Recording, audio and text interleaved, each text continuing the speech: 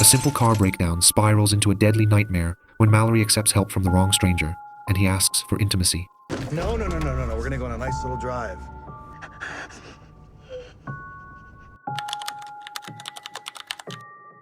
The movie begins with Mallory driving her car through a desert. Suddenly, her car breaks down on the empty road.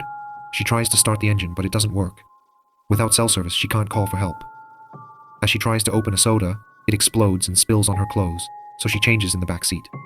While doing this, a man named Christian suddenly appears and offers to help. He quickly fixes her car, and Mallory continues her journey. As she drives, she realizes she should have offered him a ride to thank him, so she goes back to pick him up. Once Christian is in the car, he talks a lot, trying to impress her and hinting that they might have some kind of fated connection. However, his comments soon make Mallory uncomfortable. She stops the car and tells him to get out, but he refuses and threatens her with a knife. With no choice, she keeps driving, trying to think of a way to escape. When she notices he's not wearing a seatbelt, she suddenly speeds up and crashes near a guardrail, flipping the car. Mallory ends up hanging upside down, her foot trapped, while Christian, thrown from the car, lands outside. He soon wakes up. Christian walks over to Mallory, coldly looks at her trapped state, and leaves her there to die. That night, Mallory's situation gets worse as the temperature drops. She finds extra clothes and uses the car's remaining battery to turn on the heater. Wild animals approach, but she scares them off with the car's headlights. She survives the night, but with very little water and no food, she's still in serious danger. The next morning, no help comes. By evening, Christian returns and taunts her by eating and drinking in front of her. He mentions an empty cabin he found nearby, which might belong to a family who could return soon. Then, he leaves her again, enjoying her helplessness. That night, Mallory finds a lighter, giving her some warmth and light.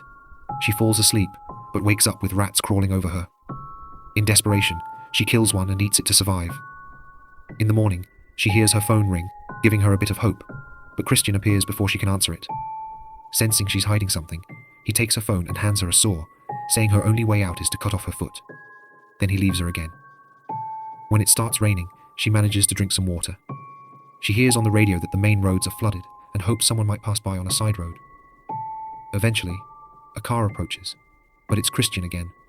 She quickly makes a plan, smearing rat blood on her foot to make it look like she tried to cut it off, but failed. Christian comes over to check on her, and Mallory stabs him and throws away his car keys. A police car soon arrives, but the storm drowns out her cries for help. Christian, pretending to be innocent, convinces the officer to take him to the cabin, leaving Mallory even more desperate. Determined to survive, she finally tries to cut her foot free, but only makes shallow cuts.